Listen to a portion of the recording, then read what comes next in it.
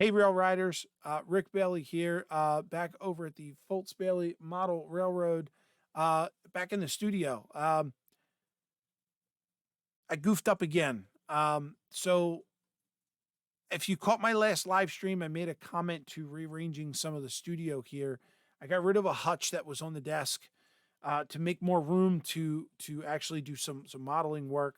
I'm going to put shelves up on the wall over there and shelves on the back wall over there, just to have some stuff readily available that I can actually reach and grab. And the shelves behind me are going to display some of the models and things that I build that I don't necessarily have room on the layout to put them. Problem is, I filmed all that. And it was a couple hours of video, and I put it on my little camera here that was on a tripod. Then Jerry called and said, "Hey Rick, come on down. We want to work on the N scale layouts." I said, "Yeah." So I packed up all my stuff, all my recording stuff, went down to Jerry's. When I got there, I realized the camera's full, and I didn't have my laptop with me that I could dump the footage off. So I had to make a choice. Do I show you guys my N scale, or do I show you guys the rearranging the desk and reschedule with Jerry, or continue with Jerry with the N scale layout and dump all the other footage? So I chose to go with Jerry and build the N scale layout. So I'm sitting there on my little camera trying to delete all the footage, and at some point in that process, I turned off the microphone. So I set up the mic, I set up the camera, hit record. Me and Jerry did 6 hours of work on the N scale layout, and there was no audio. Got back to my desk here and thought, "Oh, this is horrible." So my only option at this point is I have the footage, but I'm gonna have to do it in a voiceover. So I shrunk down as much as I could, and I cut out as much as I could. This video is about 30 minutes, and you're just gonna hear me telling you what's going on as Jerry and I are doing this, and you can't hear a word of what we're saying. So stay tuned. Hang out in chat for a while. Talk with everyone. I hope you watch the whole thing. Yeah, let's just have some fun.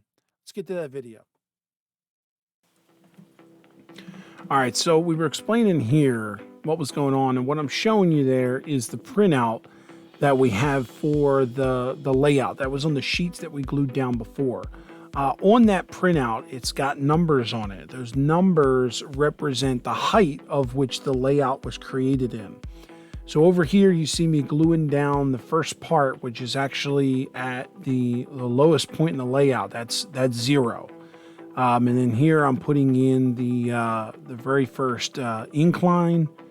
And you'll see throughout this, throughout the video, we tried various methods of cutting the foam. We tried using a hot wire knife. Jerry tried a saw. We tried a utility knife. Ultimately, Jerry came up with the idea of just using his table saw, which actually worked out the best. So you'll see Jerry moving from time to time out of frame off to the right, which is the other side of his shop where his table saw is. So he's going over there and he's cutting pieces to the exact measurement that's written on those papers that are on top of the layout. And you're going to see throughout this entire build, or not the entire build, but at least this section here, all we were using was hot glue. So this whole thing from flat baseboard till the incline that you'll see at the very end was all put together with hot glue. That seemed to work the best on foam, and the best part is we didn't have any drying time to wait for. I mean, it only takes, a couple seconds to for the hot glue to go back to a solid. So that was great. Right here, Jerry and I are talking about that one curve there at the far end, because what happens is the incline goes up and then it crosses over, and you actually have to split that right there, because the one side goes into an incline, the other side is actually the other part of the decline. So I tried cutting it with the hot wire knife and decided I'm just going to go with the utility blade just to get that that split going there.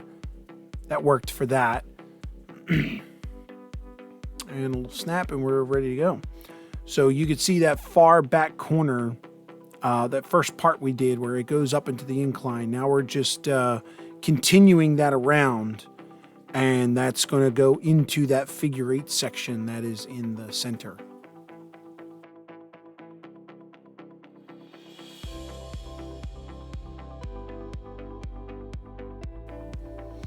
You're going to see us from time to time going back and just putting in little spacer pieces. They weren't necessarily cut to specs. Some of them were, but this is just filler material so that it takes out the sag in the incline. Not that the locomotive, remember this is N scale, so you know the locomotives and the cars, they don't weigh that much, but we did find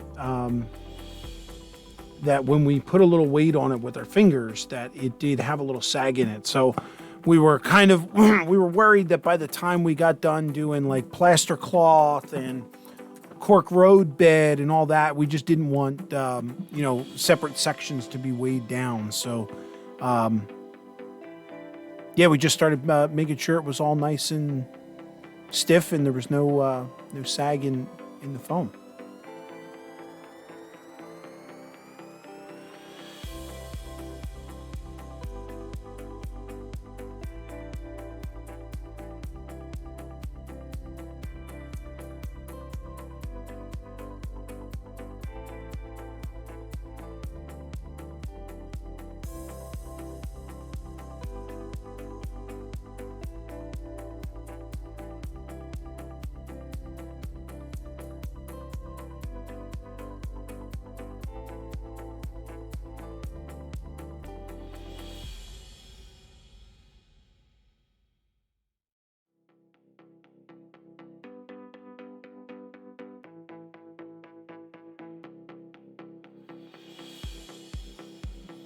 All right, so here we're going to do the back half of the loop. This is going to be the section where the logging camp is. So because this loop stays together in one piece, we wanted to glue it up as a whole. And then stick it down to the foam. This way we didn't have any pieces that were a little off kilter. So you can see here we're measuring up and we're gluing all the pieces, and it's all going to get glued down as one unit.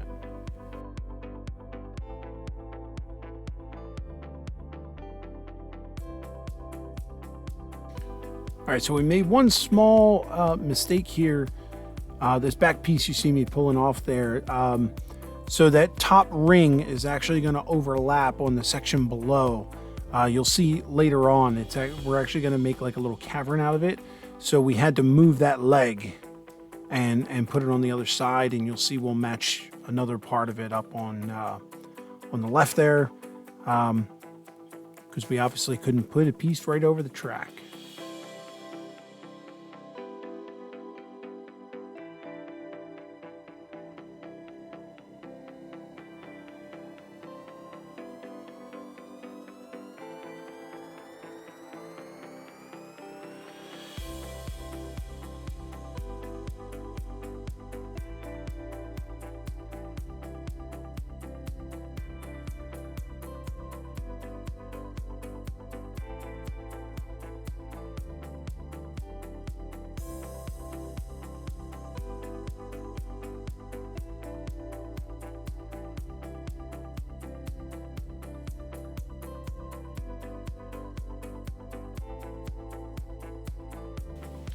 So we moved on over to the next section, which is on the other side of the bridge that comes around that curve.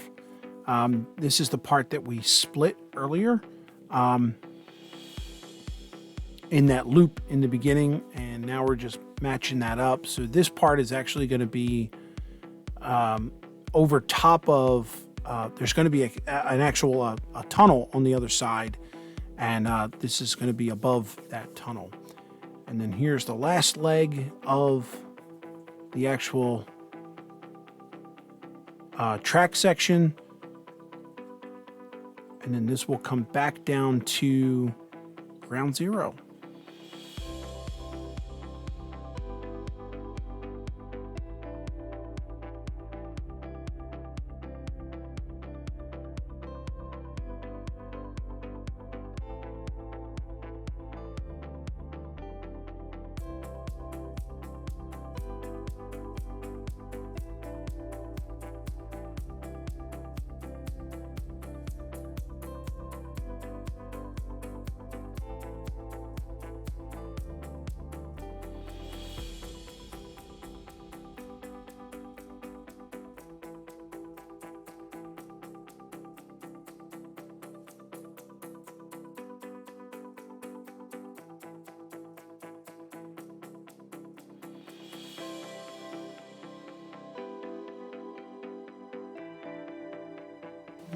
So that's pretty much all of the inclines right there. The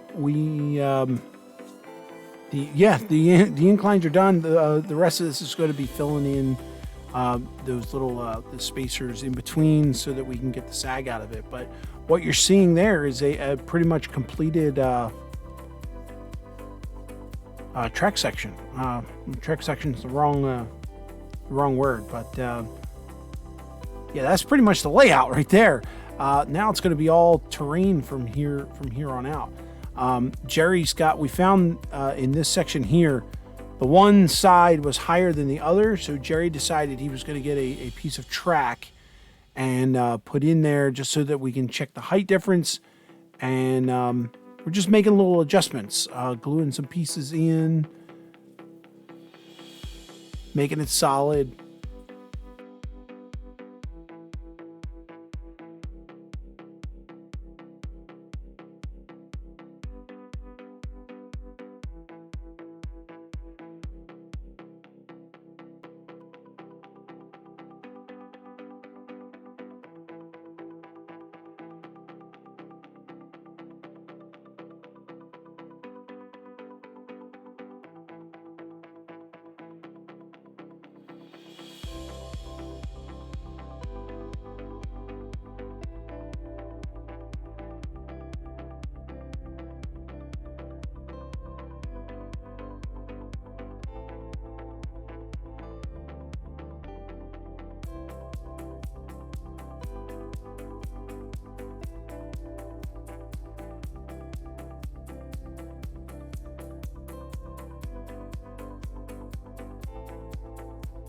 Okay, so this back section here, you'll notice the way that I'm gluing this. I'm actually gluing it down to the layout, but I'm gluing it to the side of that loop there. And that's only because, remember, as I said before, that section there is kind of like a cavern, so I couldn't put anything under it, so I had to glue it to the side to secure it. And now here's the small piece to close out that track section over there. And then we'll have a continuous loop.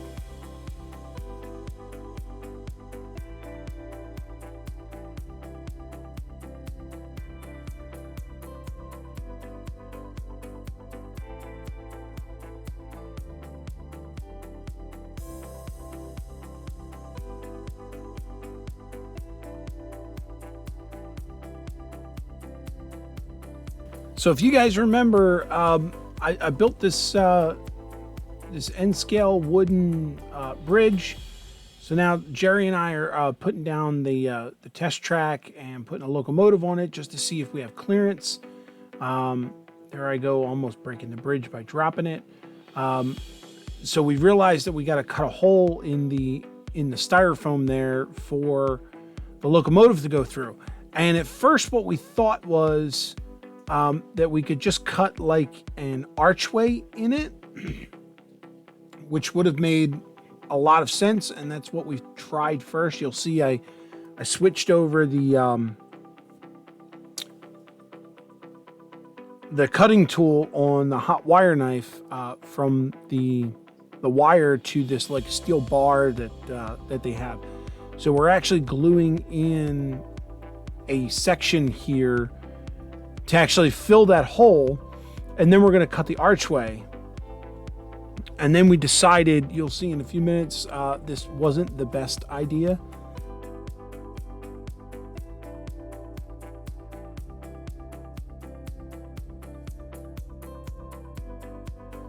So you see I move the hot wire knife, and Jerry tests the track. The locomotive gets through, so there's clearance there. But then we realized when we put the bridge back on top that there's a section underneath of the bridge. I guess like the floor of the bridge has to have the cork going up to it so that the tracks can continue inside the bridge. So we actually had to cut down into that section there. And that's when we realized the way that we cut the arch, we're not going to have enough to put an indent in there for the bridge to sit in. So we just cut that section right back out. And now what we're going to do is just cut in like really small footings for the bridge to sit on. And that gives us the correct height with the track or with the corkboard. So the track goes straight through the bridge.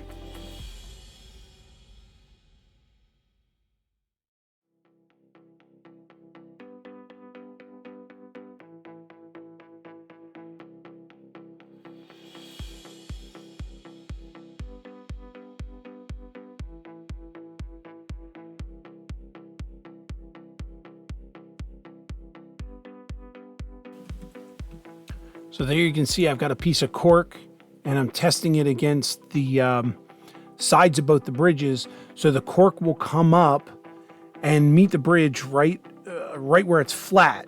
All right, now this here was Jerry's idea. When I was explaining to him how I was going to have a logging camp here, he said, hey, why don't we just take one of those flat sections that we cut out of the foam originally and just kind of drop it in there to get the flat section. So that's what we did. And now we are just doing some landscaping. I was showing Jerry how one way that you can use this shaper sheet. This is how John and I did the tunnels over here on the HO Fultz Bailey model railroad. And yeah, so I was just explaining how, you crinkle it up. You can make it look like rock walls, or you can make it look like a mountain. And we were just testing it out, doing some things, and then decided, hey, we like that. And we were just going to glue it in place. And that's how we got started.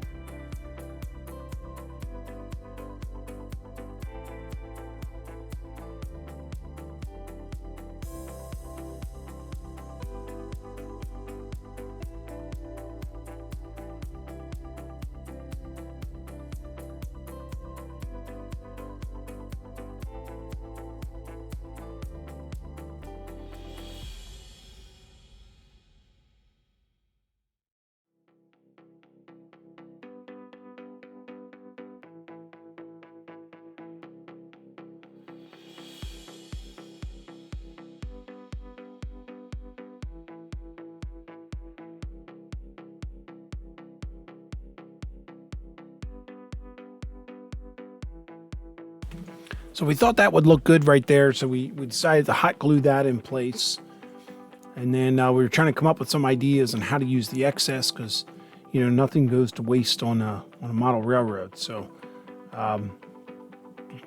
it was kind of weird that this thing had a little incline to it. It was not a straight piece. So I was trying it here, trying it there, trying to see where it would actually fit. Jerry's doing some trimming, making it look pretty. And then we started on the other side. Jerry wanted to continue with the shaper sheet. He was really happy with how it looked.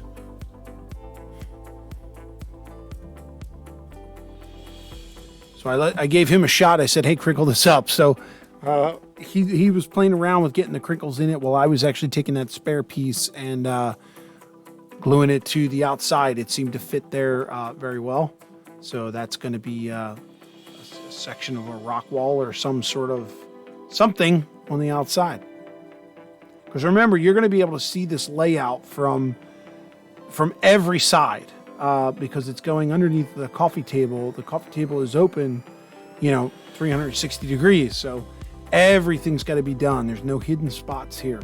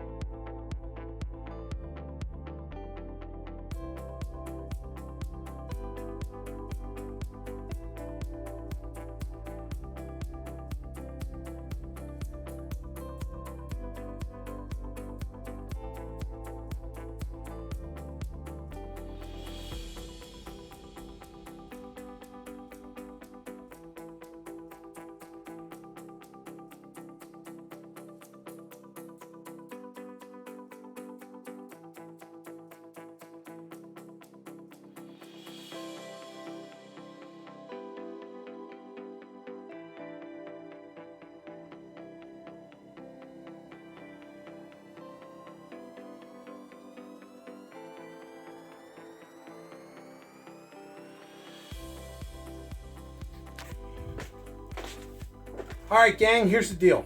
Jerry's taking pictures. We got the work in, we got busy, we didn't realize the camera had died, and so we got no footage of what you see now. This is the layout with plastercloth, what's that other stuff? Shaper sheet, and regular newspaper for stuffing, and paper towels because we ran out of plastercloth.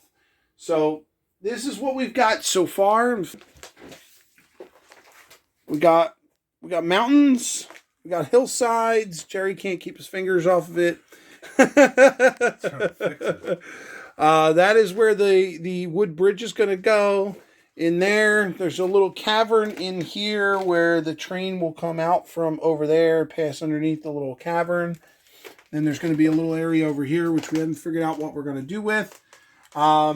This is all wet right now, so we've got to let it dry before we can do anything else. For now, we're going to call it quits for the night. We've been working for 6 hours straight. So this morning, this thing was completely flat.